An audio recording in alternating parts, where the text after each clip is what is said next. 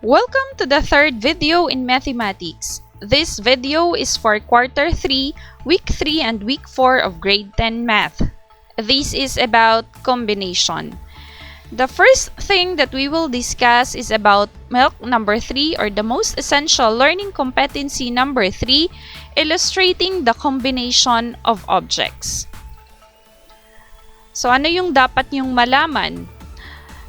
You have here your background information. In this lesson, you will learn the concept of combination. What is meant by combination? A combination is a selection of possible arrangement of objects or arrangements of objects without regard to the order in which objects are selected. For example, suppose we have a set of 3 letters A, B, and Z. We might ask how many ways we can select 2 letters from that set. On our given set, A, B, and Z, we have 3 letters, and we are asked to select 2 letters. Each possible selection would be an example of a combination, and the possible complete list of selections will be AB, AC, and BC. So we have 3 possible selections on the given set of letters A, B, and Z, wherein we select 2 letters. If you will be asking, Ma'am, can we select BA? Pwede din siya. Can we select CA? Pwede din. Can we select CB? Pwede din instead of BC. However, it would just be only 3 because the order on which letters are selected is not important already. So if we would say BA, it will just be similar or the same to AB. If we will have CA, it would just be the same as AC because there is the letter A and the letter C in both of the set AC or CA. Kaya instead nga daywahon naton imaw itsulat, it will just only be 1. There are some guidelines in which method used in combinations. First, order is not important. So if you would recall on our previous video and on your previous learning activity sheet about permutation is an arrangement of objects wherein order is important. However, for combination, order is not important. So please take note of the difference between the two. Another one, subsets of n items taken are at a time, and the keywords that you should remember are group, sample, selection, pick, choose, and combination. The number of combinations of n objects taken r at a time is expressed in the following ways. Combination n-r, or you could have n objects, combination r, or that could be written in this format. So we have here the number of combinations, the total number of elements in a set, total number or the number of elements that can be selected from a set, and we have here the exclamation point, which is the symbol for factorial. Remember, factorial is a product of the positive integers less than or equal to n. So if we have here 4 factorial, that is equal to 4 times 3 times 2 times 1 equals 24, because 4 times 3 is 12. 12 times 2 is 24. 24 times 1 is 24. Now let us study the example below to give you clearer understanding on how to illustrate combination. Illustrate all possible selection or all possible combinations in a given set taken 2 at a time. We have here a set of names, Lyra, Justine, Anna, Max, and Boy.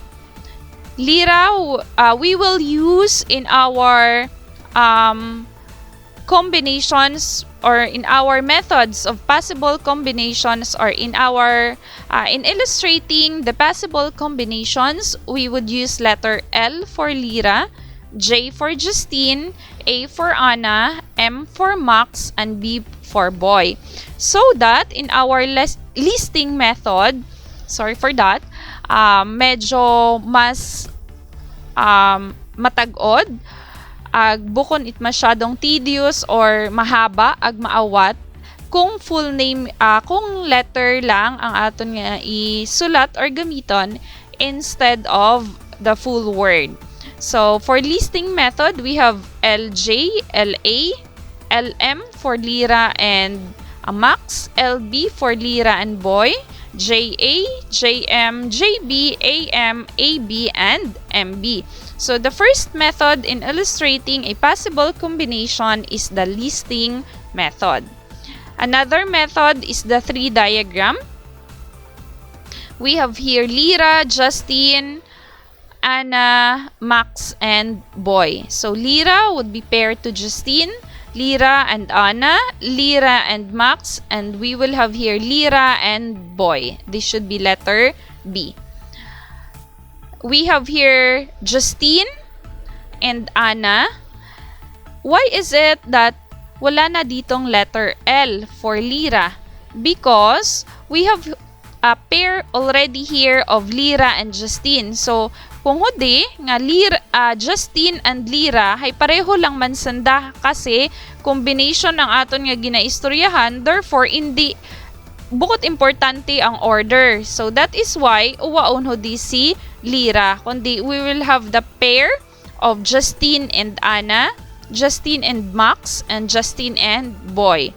At kung manotice ninyo, nagbuhin pagidi mahudi kasi hay ang pairing or ang pares or ang ginlista naton nga daywa ka names of the person is already here. So, hindi yun mahudi pwede mauman.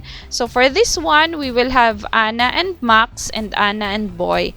And the last will be Max and Boy. So, that would be the possible combination through a tree diagram. And the last method is for the formula. We have here the formula 5 combination 2. Bakit 5? Because we have here 5 names. 1, 2, 3, 4, 5. Bakit 2? Because we need to select or take 2 at a time. So therefore, 5 combination 2 equals, the formula is n factorial over r factorial times the quantity of n minus r factorial. So substitute 5 for n. So we have here 5 factorial. R is 2. So 2 factorial times 5 minus 2 quantity factorial. 5 factorial means 5 times 4 times 3 times 2 times 1. While 2 factorial is 2 times 1. And 5 minus 3, 5 minus 2 is 3. And 3 factorial means 3 times 2 times 1. So you would notice you can cancel out here 3 factorial or 3 times 2 times 1. So cancel out. Then 4 over 2 is 2. Or 4 divided by 2 is 2. And we have here 5. So 5 times 2 equals 10. So therefore, there are 10 possible combinations out of 5 names of the persons taken 2 at a time. Now, you can read further explanations on pages 252 to 261 and 265 to 266 on your learner's material. Again, for activity number 1, you can study the lesson on the given pages of books or your LM. Next, for number 2 activity, tell whether the given combinations below are combination or not. Right? If it is combination, and nation if it is not. Now, this one is for you to study